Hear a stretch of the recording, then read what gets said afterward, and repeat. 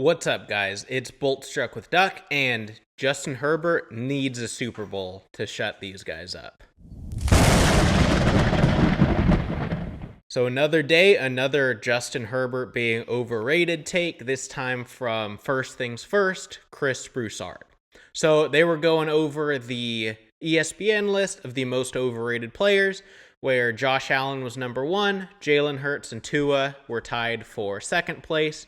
Justin Herbert was in fourth place. And then Chris Broussard kind of haphazardly made the claim that he thinks Justin Herbert should be number one.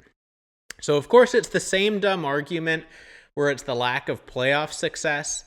And just so many things wrong with this, where one, quarterback wins as a stat is a litmus test for whether you actually watch the games or not. You know, this is just one of those takes where it's like, clearly you're not watching all the Justin Herbert games if you believe that the lack of playoff success is Justin Herbert's fault. And I would just like to know, and I'm not a Joe Burrow hater, so I kind of hate to keep bringing this up, but why is Justin Herbert's lack of playoff success criticized, but the fact that Joe Burrow is constantly carried in the playoffs is not criticized? Go look at the numbers, watch the games, and you will be shocked by how ineffective Joe Burrow has been in the playoffs, and just the fact that his team, and specifically the defense, has really carried him in the playoffs. And then even besides that, my second point is kind of paradoxical, where it's like, how can you be overrated if everyone thinks you're overrated?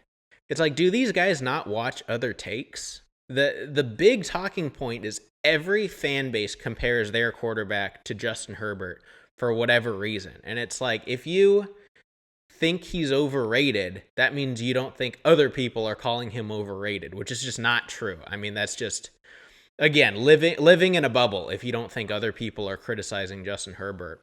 And then just kind of the third point on that is, you'd think being the statistically greatest quarterback through your first 4 seasons in NFL history would mean more than it does, mean more than getting called overrated.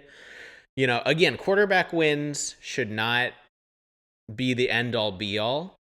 You can only be as good as you can be, and individually, he has been the best quarterback in the first 4 actual years of their career. Again, I say actual years because someone like Patrick Mahomes had the luxury of sitting behind a veteran quarterback with the greatest coach of all time. So obviously, when you count his rookie year, he didn't do much. He played just the last game, I believe. Frustrating. But on a brighter note, you know, the Chargers have made some moves. Yes, this is not the Tom Telesco-led team of the past, where I swear, Tom Telesco, greatest job on earth. He's getting paid millions of dollars. I think he only works 6 days a year. You know, a couple days before the draft, and then the draft, and then the guy's frozen the rest of the year. You know, call him Sleepy Tom for a reason. But yeah, so the Chargers have a new backup quarterback in Taylor Heineke. A really, really solid player, has experience as a starter, and only gave up a 6th round conditional pick, as well as picking up DB Elijah Molden from the Titans, who started for them all year last year, was planning to start for them again this year, and they only had to give up a 7th round pick. So solid signing. I've been saying this whole time, you know, I'd feel more comfortable with another DB in the room. And so a couple great picks just kind of shores up a couple depth spots that we really needed to shore up. You know, the Titans were in a weird spot where they brought in a ton of guys, and so their DB room got a little bit crowded with new additions, and so we were just able to snag him for a 7th. And then Taylor Heineke, I was a little shocked, you know, but for a 6th round pick, I'll take it. I personally would have waited till someone like Tyler Huntley was just outright released.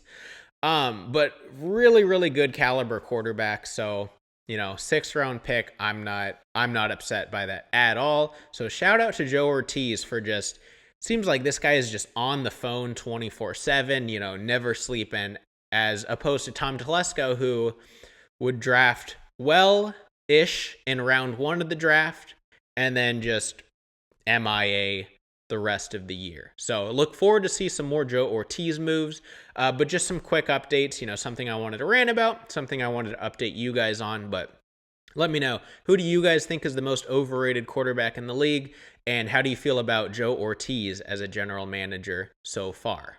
Let me know in the comments down below. Make sure to like the video, make sure to subscribe for more Chargers content, and I'll see you guys in the next one. Thanks.